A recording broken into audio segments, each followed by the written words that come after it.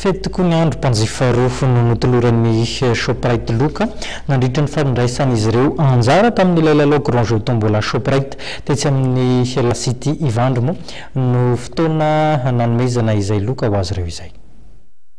Nandalo Dada Benoel Juan Andriamato Rapelan'Or José sy Ramato Razafy Maleofanja izy ireo tokoa no mpanjifa tsara vita nakanazy Loka goavana tamin'ilay lalao Grand Jeu Tombola Shoprite izay nikarakarainy ity tranombarotra ity.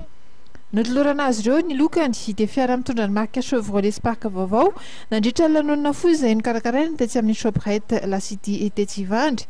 Tsy nanafina ny hafaliana ireto mpanjifa tsara vitana ireto.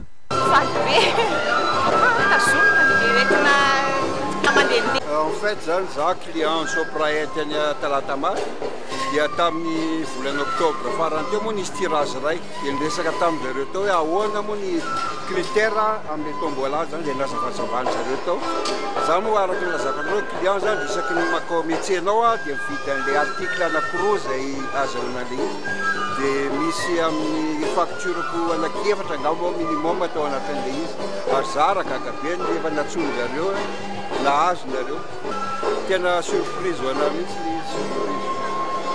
Tao anatin'ny rivo-tanony tanteraka no nanolorana Loka no hoan'izy mianaka ireto tetsy amin'ny La City Ivandry.